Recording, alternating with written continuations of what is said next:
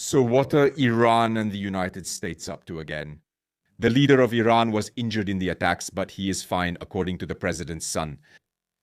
Ladies and gentlemen, this is an interesting piece of news because today we're going to talk a bit about how political leadership works in Iran and why Mr. Mojtaba Khamenei, the son of Ali Khamenei, that Santa Claus whom the Americans killed right at the beginning of the war, why his existence and his life are quite a significant obstacle to any possibility of the United States declaring victory over Iran.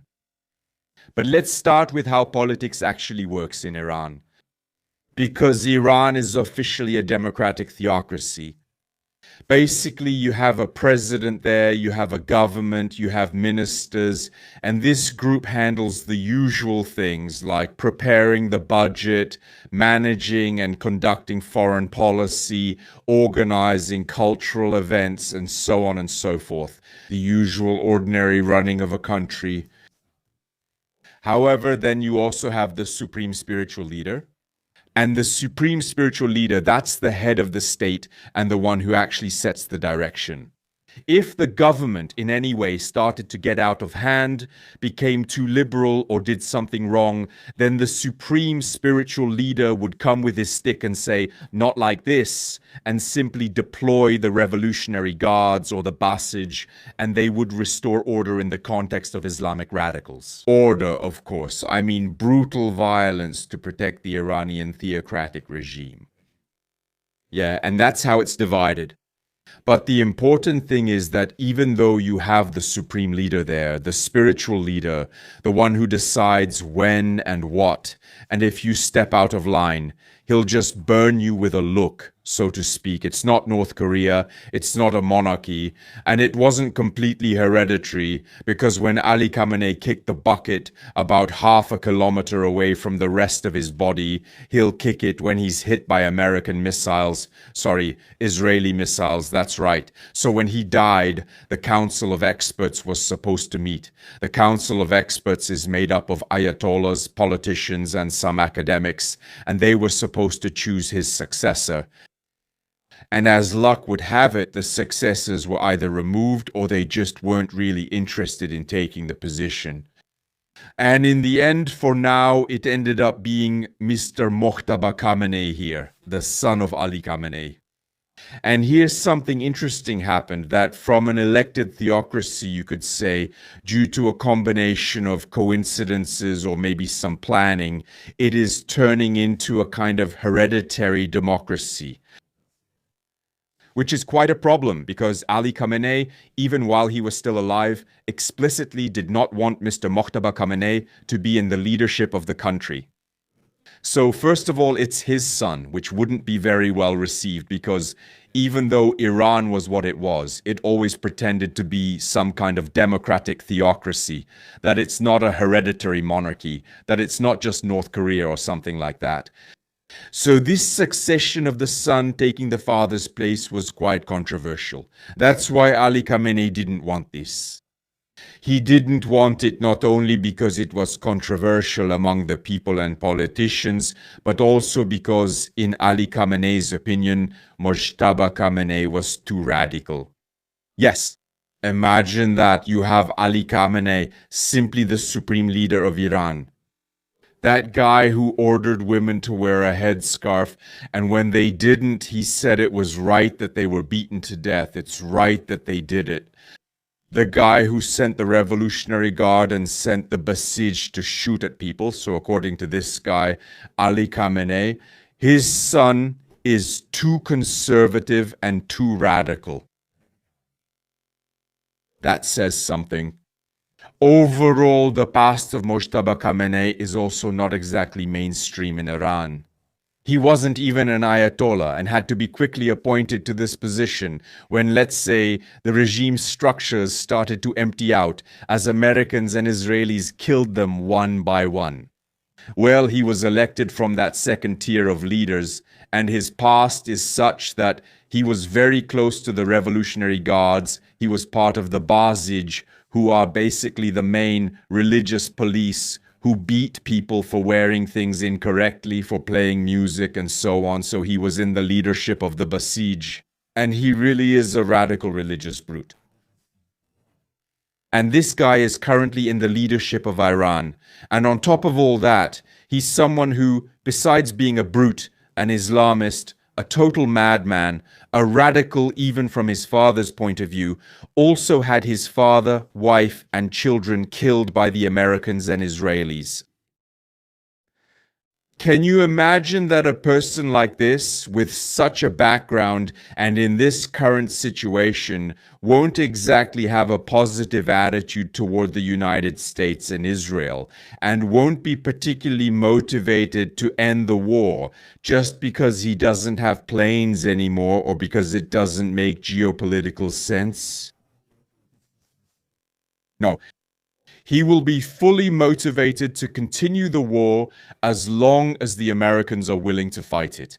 And he will do everything he can through terrorist attacks, through terror carried out by drones, through all possible and various means that Iran still has regarding targeting oil, targeting tankers, targeting neighboring states, and financing terrorism.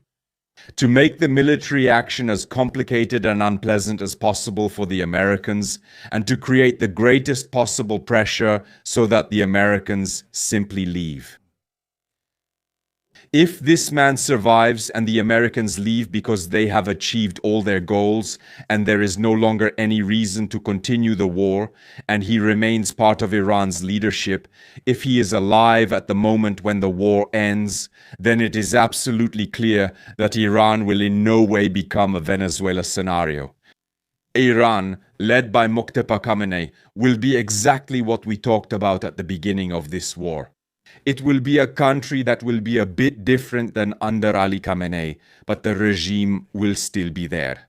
It will be led mainly by the Revolutionary Guards. It will be even harsher, even more fanatical, and it will do everything to be able to take revenge at any time.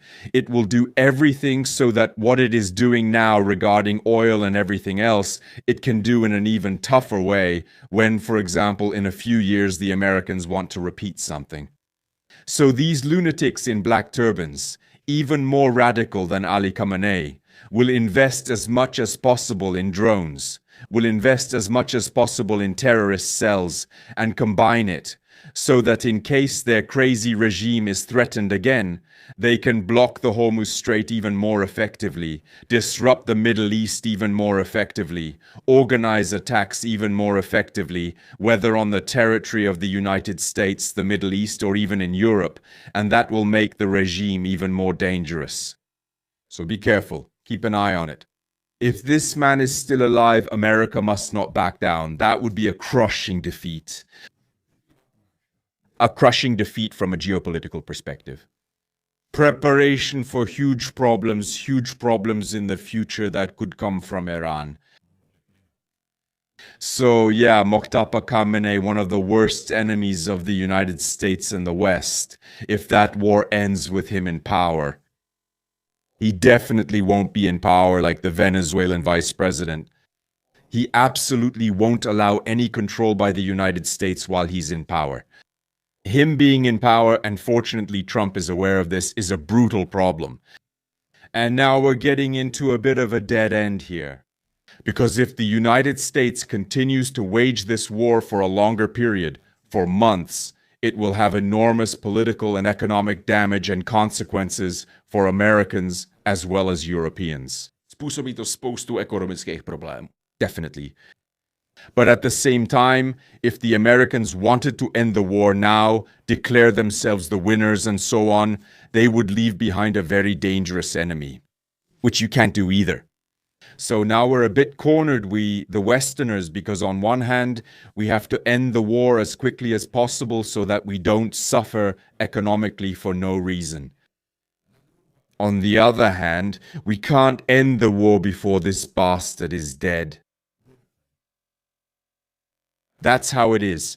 The moment we got into this war, we basically always end up as losers in some sense, because it's hard to come out of this war as winners, considering how many resources have been invested and what the final outcome will be.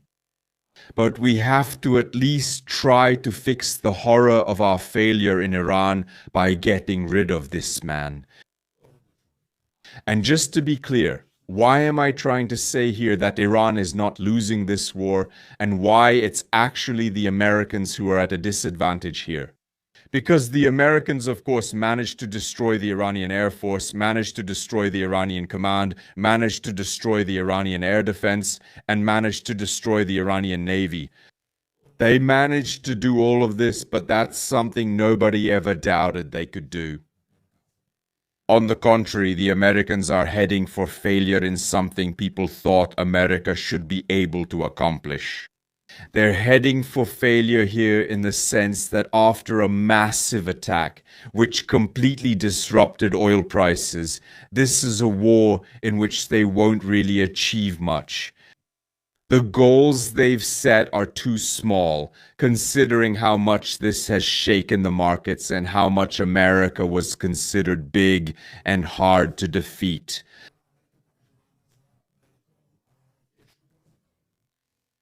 To put it this way, to sum it up, if America sails away and leaves behind a devastated Iran under the rule of Islamic fanatics, it will just be postponing problems and creating a breeding ground from which even more problems will arise. It will show that America may know how to blow things up, but it doesn't know how to solve them. It will show and confirm that God bleeds, so to speak, that the absolute hegemon who ruled most of the world and everyone feared his army will not be defeated militarily, but will be bullied enough, terrorized enough, and harassed long enough to simply have to leave and leave behind the bitter taste of a hollow victory. And this hollow victory that the Americans are heading towards, for many reasons we've discussed in previous videos, whether it's the unpreparedness of the Americans, limited resources for war, little diplomatic consensus, Iran being too well prepared, and so on and so on. For all these reasons, none of this shows American strength, nor does it strengthen America's position in the world. America's position in the world would be strengthened if they left behind an Iran that collaborates with them. Not an Iran that is an even greater enemy than ever before and will do everything to be better prepared next time. An Iran that has now tested what works and what doesn't when waging war against the United States. An Iran that found out that the Navy, Air Force, and air defense from the Russians, all of it is crap. What works are hybrid operations, drones, suicide boats, bullying other neighboring states, and disrupting the international oil market. All of this works. That's what they'll focus on. Plus, of course, they'll be working as much as possible on some terrorist attacks. So that's the problem. Americans, if they don't solve this, if they only achieve their low goals, so to speak, they'll make themselves into a God who has shown that he's vulnerable. And a God who shows that he's vulnerable is a God who ceases to be God. A hegemon who can't bring Iran to its knees ceases to be a hegemon. And I would say that Iran and the Iran war could seal the fact that the world is becoming multipolar. That the Americans are no longer the only superpower, but that other powers are becoming more and more equal to them. It will be kind of the confirmation that American hegemony over the world is no longer there. And that will be a certain problem for the United States and for the West as a whole. So that's it, ladies and gentlemen. Keep following my work. Write in the comments what you think about it.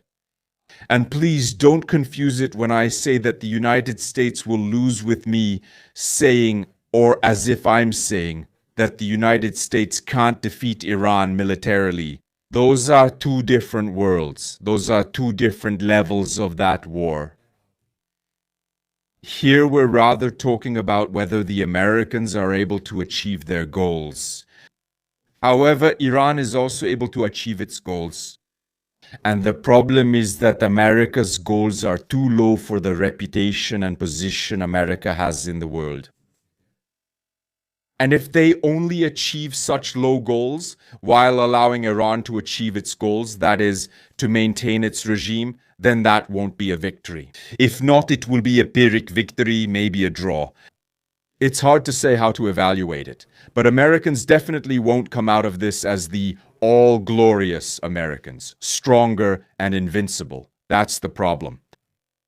So that's all.